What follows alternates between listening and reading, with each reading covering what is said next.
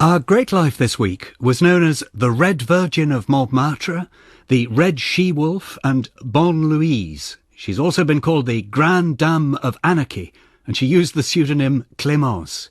But she had a name. It was Louise Michel.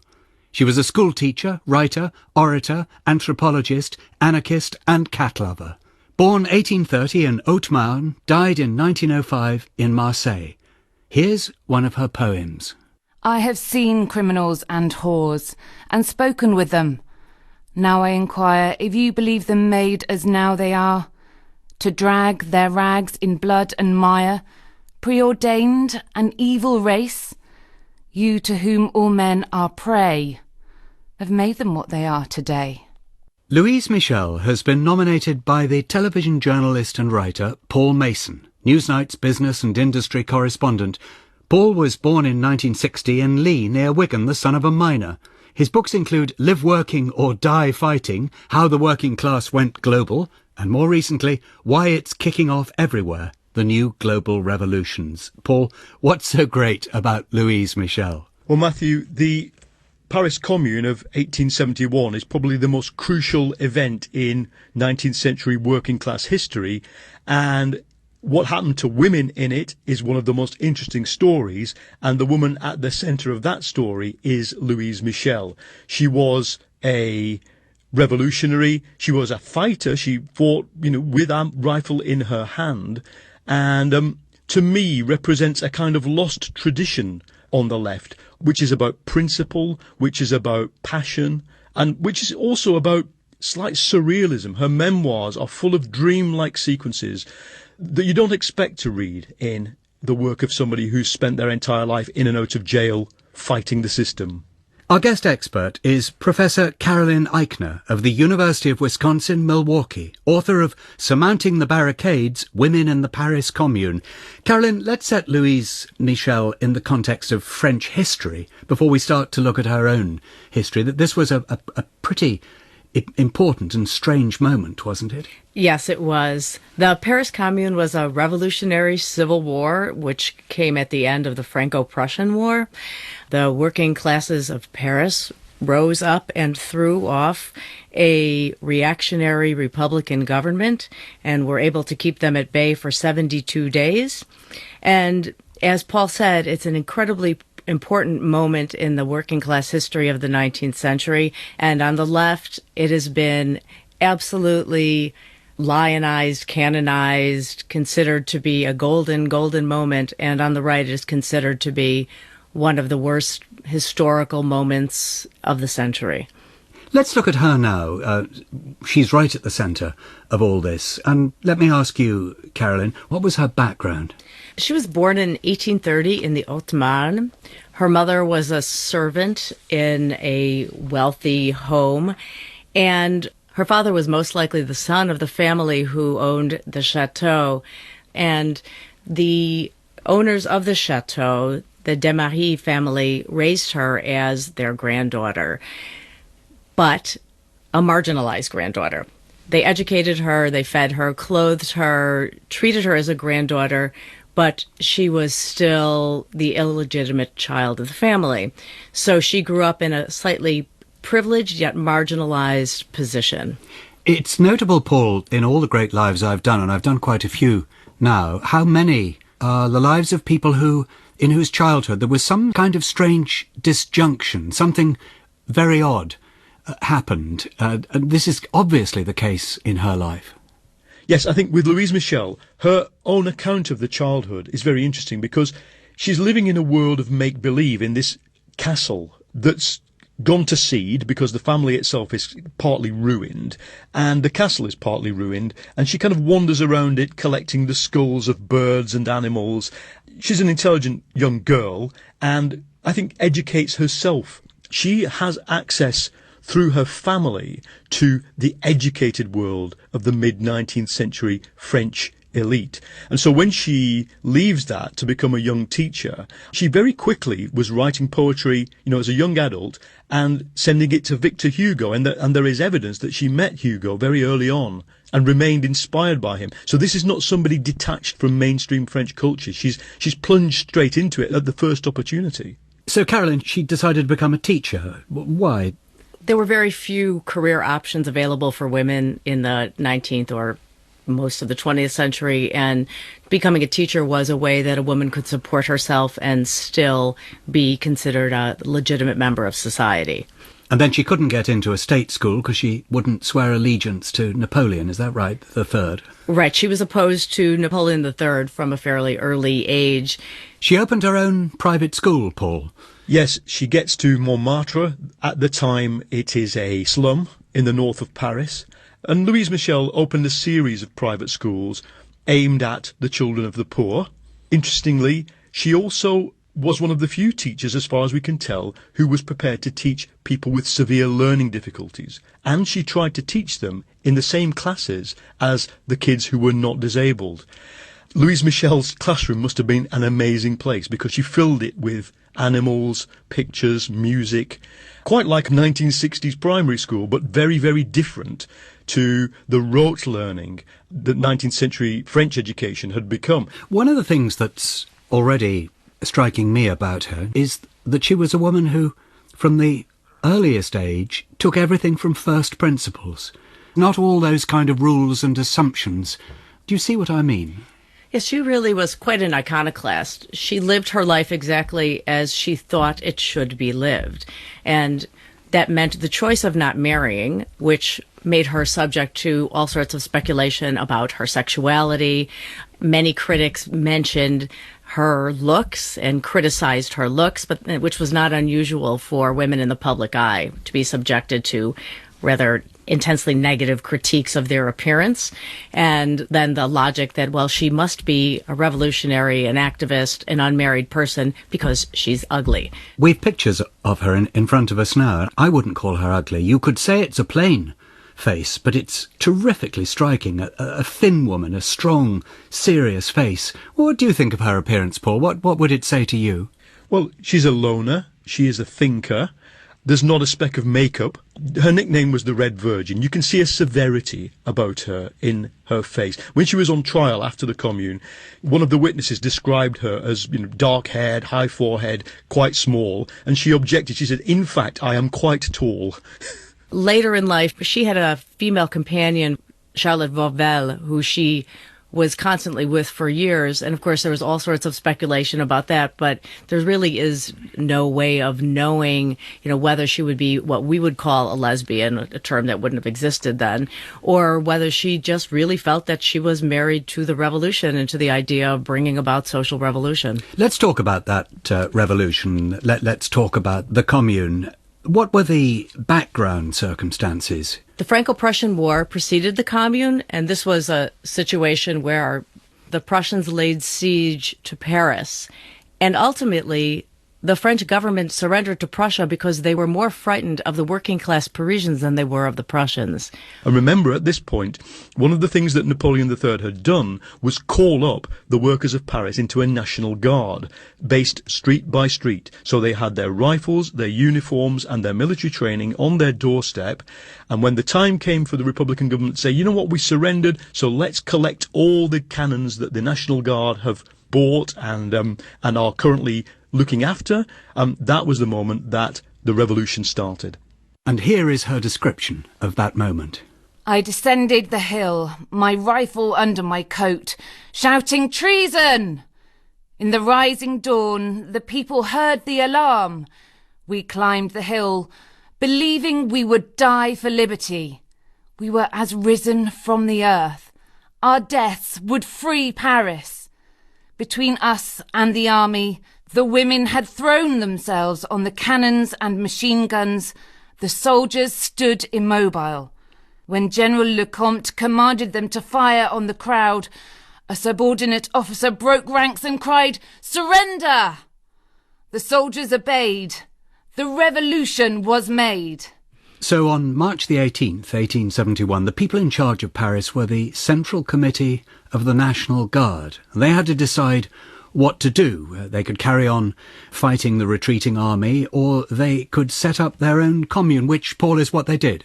they called elections to a commune, and let's remember what commune meant in this regard. It meant like the GLC of London. It was a city government, and Paris hadn't been allowed to have a city government under the dictatorship for a very good reason, because everybody knew what the political makeup of that government would be. And within a week, the army had cleared out, and you have elections, and you have basically a city government set up. Here is a description of that moment. The proclamation of the Commune was splendid. Their names were announced. An immense cry arose. Vive la Commune! The drums beat a salvo. The artillery shook the ground. In the name of the people, the Commune is proclaimed. Carolyn, these were not revolutionaries in the modern sense of the word. In fact, Karl Marx was against the whole idea, wasn't he? Yes, Marx thought it was premature, but some of them definitely were revolutionaries, and many others of them were working class people who were completely fed up with the kind of oppression and marginalization they had faced. And this was very much the case for women also. So in certain respects, it was like a festival, because there was a sense that the working class government had finally taken power.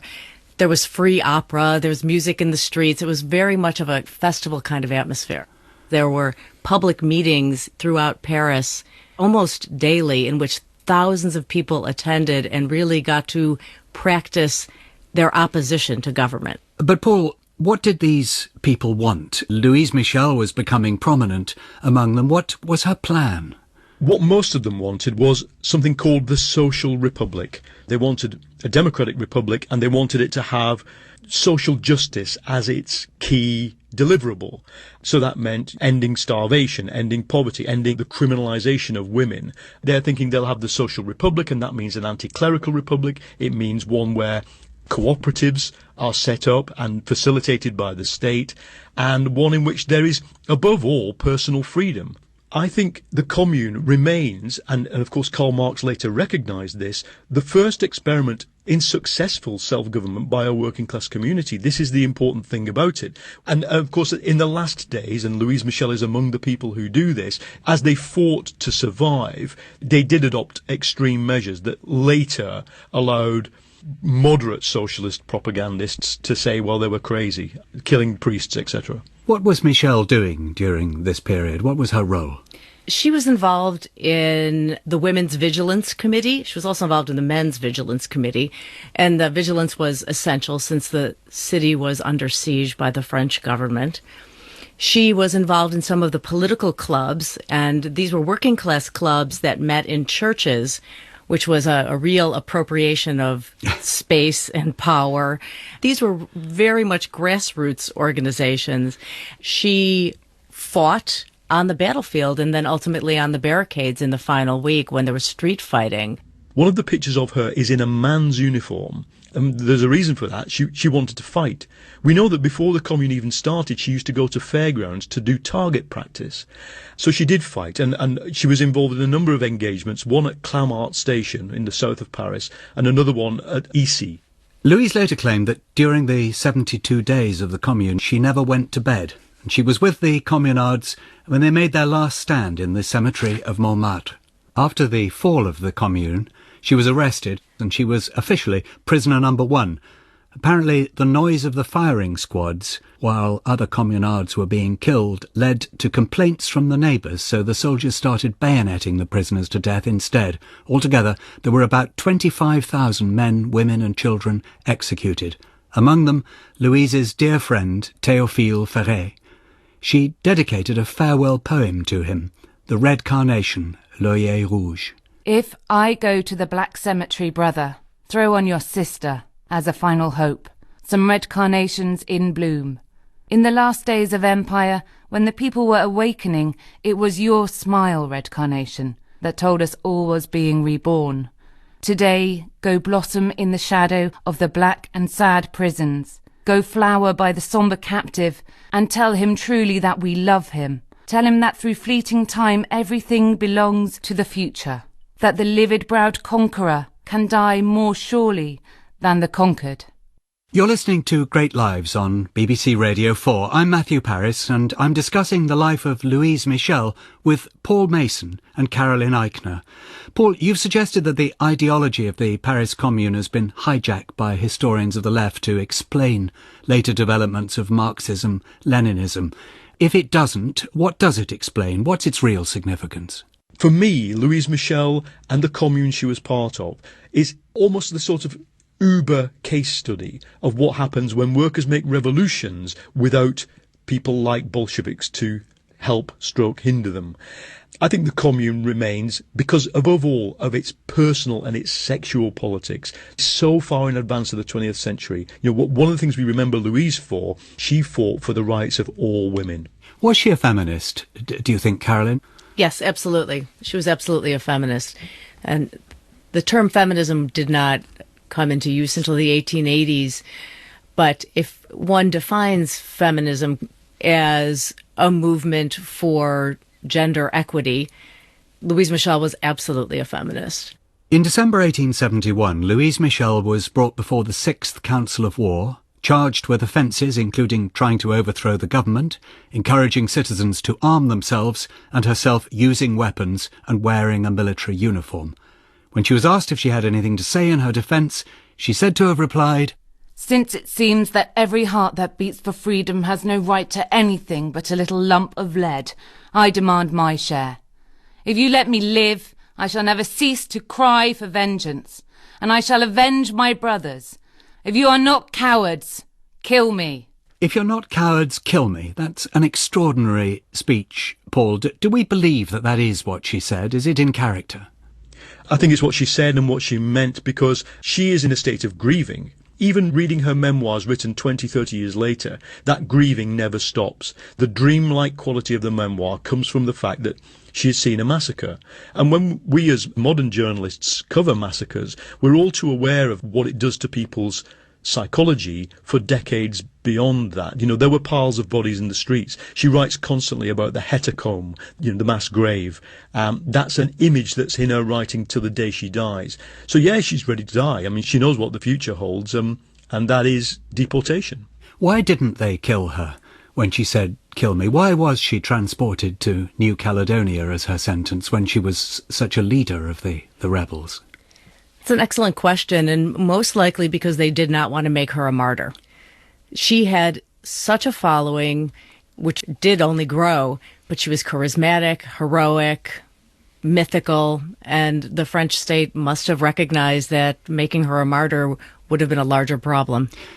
Then 4 months in a ship, the Virginie, on the way to New Caledonia, which is an island off Australia. How long did she spend there? She was there for 7 years. Her experience was that of most of the communards who were sent to New Caledonia, which was that they were basically dumped there and left to fend for themselves, including constructing their own habitations, getting their own food. These were urban people. New Caledonia, now one would think, oh, this is a tropical paradise. But when one reads the memoirs of people who were there, it was very hot. There were malarial mosquitoes, dengue fever. The conditions were extremely difficult and brutal.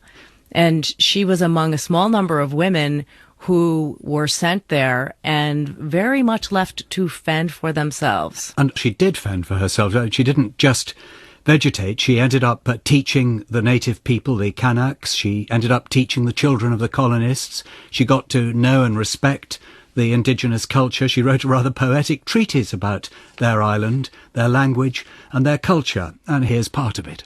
"It is night. It was hot during the day, and the coolness is good.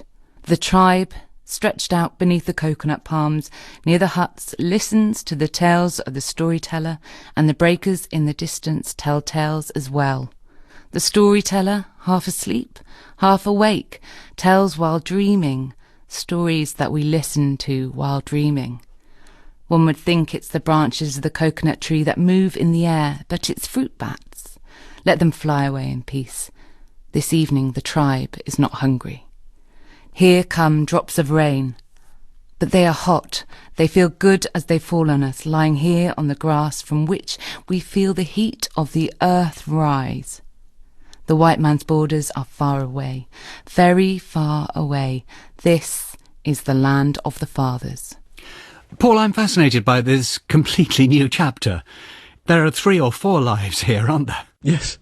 I mean, let's remember why the French state sent people to New Caledonia. It thought it wouldn't just imprison the communards, it would force them by having to remake their lives amid Stone Age people to reconsider their ideas.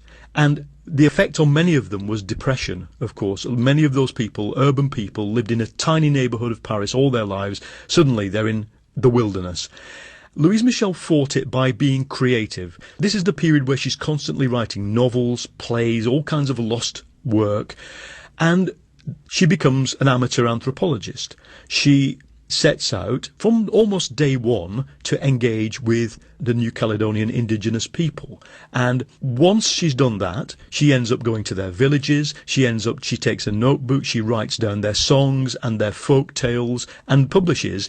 Actually, while she's even on the island, the first edition of the Chanson de Geste book is published in Paris. So she's doing anthropology. But what they don't know, of course, is she's also radicalizing them. When the time comes for the Kanaks to revolt, she's given them her red scarf that she's kept hidden since the days of the Commune and is one of the few French prisoners who is wholeheartedly in favour of the Kanak revolt.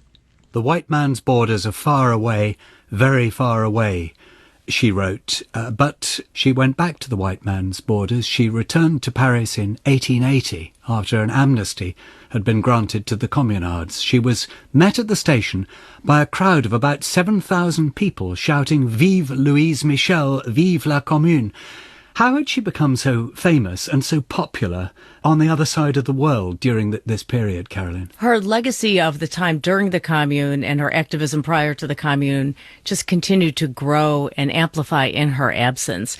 And then she was continuing to write and to send her manuscripts back to Paris. Things were published, and she had become, in some ways, really transformed by the experience in New Caledonia. Now, she had actively advocated anti-imperialism. She continued to push for social revolution. And one other thing that had very much come out of her experience after the Commune was that she'd become an anarchist.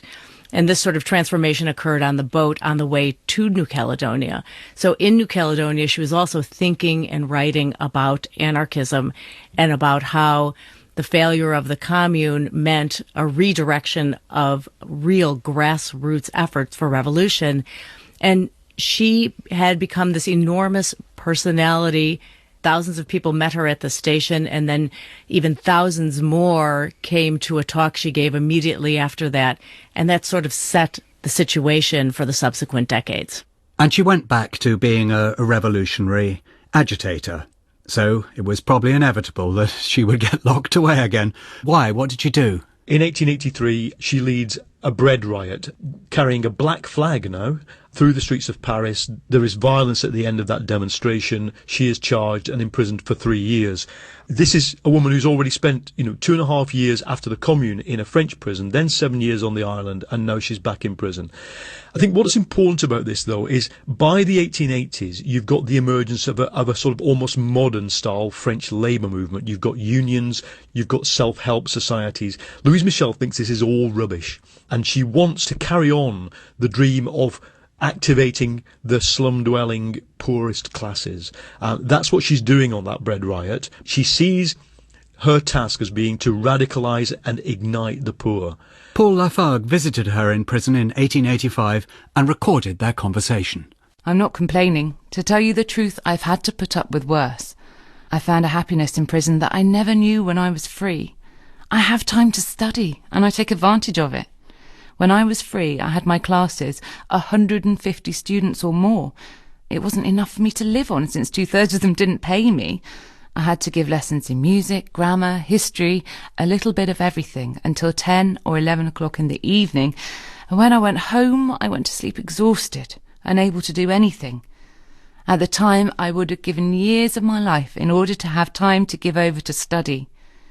Here in Saint-Lazare, I have time for myself, a lot of time. And I'm happy about this. I read, I study, I've learnt several languages. 2 years after she was let out of prison, she was shot in a theatre, Carolyn. She was giving a political speech, and someone in the crowd stood up and shot her in the head, but it just barely grazed her head. And she recovered fully, and she refused to prosecute the shooter, saying that he was just clearly someone who didn't understand what she meant, what her intentions were, and she wanted to speak with him. She spoke with the man and allowed him to go free. And this, of course, further fed into this idea of her as the saintly figure. She spent some years in London. What did she do in London, Paul? We don't know everything she did in London, but she did a lot of philanthropy. She became known as the Good Woman. I think she was going around the East End giving away food. She constantly gave away everything that was sent to her, actually, clothes, dresses, books. But the other thing she did was to form a school with a fellow anarchist and survivor of the Commune in quite a posh part of London. Recently, researchers managed to unearth some of the prospectus and syllabus, and it's quite, radical. But surprise, surprise, a bomb was found in the school. Nobody was prosecuted, but the school did close thereafter. We don't know who put the bomb there. We don't think it was Louise Michel and her cohorts. It might have been a police thing or one of their more radical, there was lots of radical anarchists around Louise Michel all the time by the 1880s and 90s. And she carried on lecturing not just all over France. She went to Algeria, and on a trip to Algeria she fell seriously ill. Back in Marseille, she died. Yes, she had wanted to go to Algeria to advocate for an uprising against the French imperial government. And she managed to do this. Though she was in ill health, she traveled around and spoke against the French government, spoke against religion, spoke against militarism. And essentially this tour ended her life. She died shortly thereafter. Let's give Louise Michel one more chance to convert us all to anarchism. In all her writing, there's no paragraph more powerful than this one. There are millions of us who don't give a damn for any authority because we have seen how little the many-edged tool of power accomplishes. We have watched throats cut to gain it. It is supposed to be as precious as the jade axe that travels from island to island in Oceania. No. Power monopolised is evil. Paul, in your book about working class history, you end with a mention of Louise Michel. I'd like you to read that last bit. I have seen the young Louise Michel dancing to a samba band in a field outside the Gleneagles summit. Her face was painted and she was wearing pink fairy wings. She still has a lot to learn. Paul Mason, thank you for sharing with us your enthusiasm for the extraordinary Louise Michel. Caroline Eichner, thank you for joining us. And from me, Matthew Paris, until next week, goodbye. Great Lives was produced in Bristol by Peter Everett. The reader was Millie Choles. Deep sea mining was under discussion today in Parliament. We'll hear why the Speaker was invited to take the plunge. After this, I hope you weren't thinking of taking a shower. Alive with music on the BBC. The sound of horror.